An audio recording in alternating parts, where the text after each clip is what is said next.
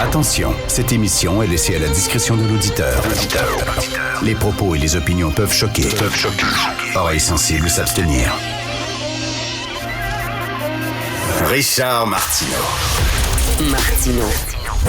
Un animateur pas comme les autres. Richard Martineau. Cube Radio. Bon lundi, merci d'écouter Cube Radio. Nous entamons notre dernière semaine avant le temps des fêtes. On va se mettre un peu en mode rétrospective, à l'émission ici. Cette semaine, on va avoir des invités où on va revenir sur des grands thèmes qui ont marqué l'année. Est-ce que vous avez donné de l'argent aux enseignants qui sont en grève? Alors, je vois devant moi là, à la télévision les enseignants de la Fédération autonome de l'enseignement qui brandissent leur drapeau rouge.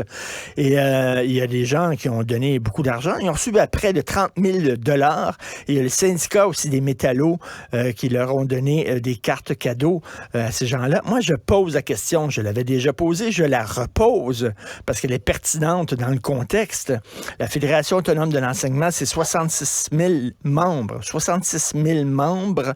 Chaque membre paye à peu près, 1 200, 1 400 par année en contribution. Mettons 1 000 $, OK? 1 000 fois 66 000 égale 66 millions de dollars. Il va où cet argent-là?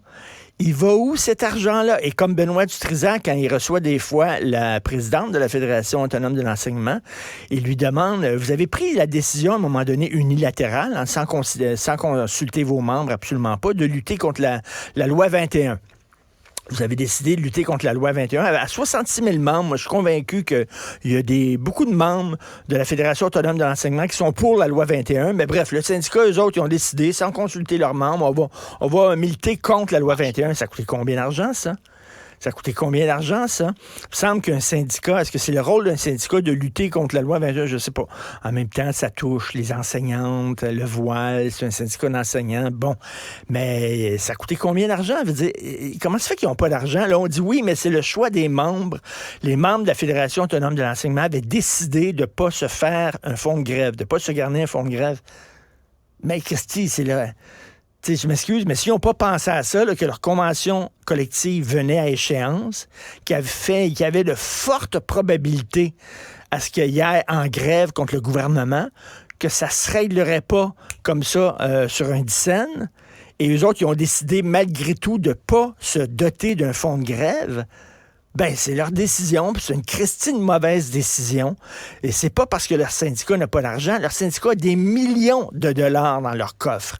Moi, j'aimerais savoir à quoi sert cet argent-là. On voulait parler aujourd'hui à l'émission avec la directrice de la Fédération autonome de l'enseignement, mais bon, il y avait d'autres choses à faire, ça a l'air d'être des choses plus intéressantes.